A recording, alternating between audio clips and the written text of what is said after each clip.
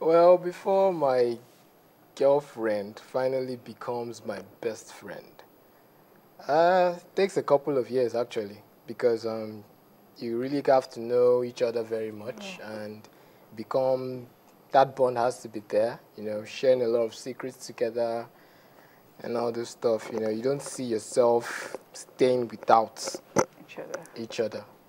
At that point, you realize that, okay, yeah, this is actually my best friend. Would you be offended if you were not your wife's best friend? Definitely. Yeah. Yeah, actually, because the way we look at the word best friend, I mean, it's like someone you can't do without. Someone you share every single thing with. And if your boyfriend or your girlfriend is not your best friend, then that means you guys are still playing, you know, secondary school lover, and you know, a lot of things are still missing there. Yeah. So. What are some of these tests that you put your man through, or that you will put a guy through, or that the man has to pass?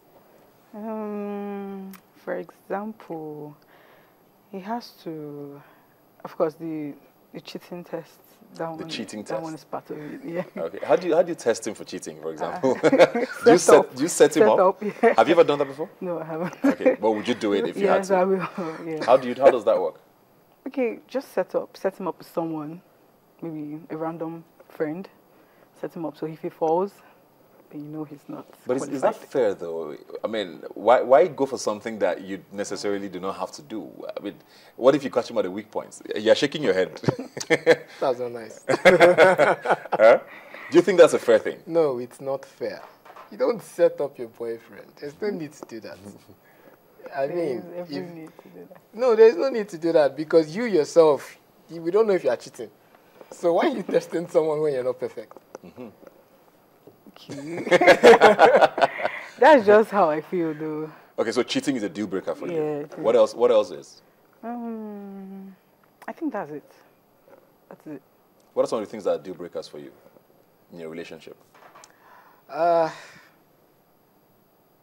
won't say cheating. I would just say, well, like I said before, just the bonding, you know, the trust, especially that word, the trust. It doesn't have to do with cheating. It has to do with many other things like sharing, you know, secrets and all that kind of stuff together, and, you know, always communicating with each other. That's that. Yeah. There's people have different deal breakers. I mean, trust is definitely a very big issue. Yeah. Like you said, cheating. Some people think violence is something that can never be condoned. Now, talking about this cheating thing now, if your partner came home or you found out they were cheating, how do you handle it? Do you automatically walk out, or do you confront and try to understand? And my point being is, can it be explained in any way why they cheated? Do you think there can be a reason for cheating? It's in their nature to cheat. Who are they? Men. It's in their nature, so I can't explain why men cheat. It's just the way it is. So why then go fishing for information about them cheating? But there are few loyal ones, so every woman wants to check if their man is loyal. So that's what I feel. Do you agree that all men cheat? No, men cheat. And women cheat too. So if you keep on saying, you know, men are cheats, men are dogs, remember that, you know, men give birth to you and all that. So and you can't be dogs. Yeah, you know, so I don't know what you're talking about. Not all men cheat. It's 50-50. Okay. At what point do you, coming to you now, with the topic in particular now, there's something called the honeymoon phase. You know, when you start dating, I'm not talking about marriage now, you have a girlfriend. The first few months where everything is so nice, you guys have never had a quarrel, you know, every morning the first person you want to hear their voice, everything they say is funny. You're just extremely happy. At that phase now, they're not necessarily your best friends yet. You're just very smitten and in love, if I want to use that word loosely. But then there's this guy who you've been rolling with, your childhood friends for like 20 years. How do you balance that sort of relationship out where one starts feeling left out because of the other? It shouldn't happen. What shouldn't happen now? You shouldn't let anyone feel left out. because it's just like on your wedding day, you're definitely going to call up your best friend to make that toast. And he's going to be the one to like stand up and say how this relationship started and all that kind of stuff. So he's definitely supposed to be part of the relationship right from time. The girl should be able to accommodate him, and he should be able to accommodate the girl. How do you do that? That's what I'm saying. How do you do that?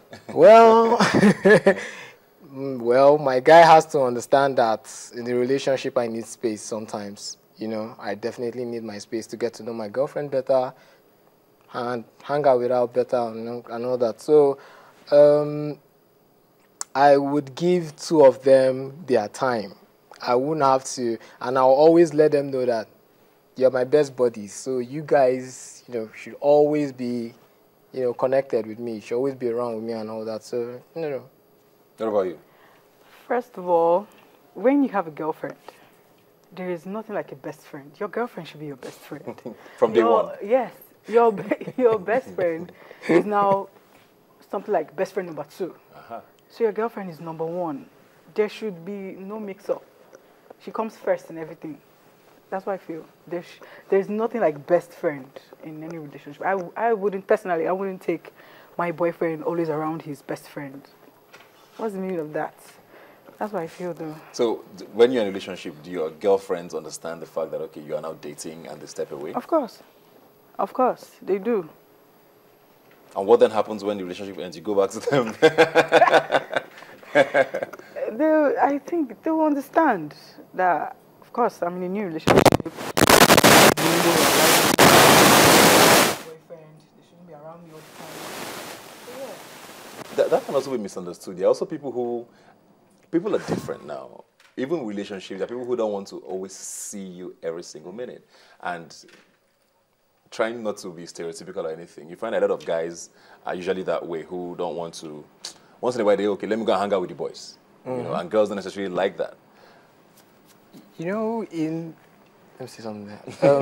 When it comes to the ladies, I understand your plight, because you are scared that your girlfriend will take your boy away from you.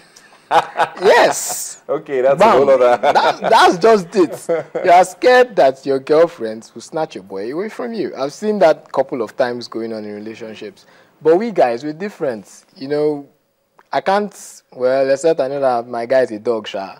That's when I should be scared that he'll take my baby away from me. But come on, we guys are always like that. We're just cool like that. But you girls, I understand. Okay. We're going to take a very quick break now. When we'll come back, we're going to be talking about, best friends with the other sex. Please just stay with us.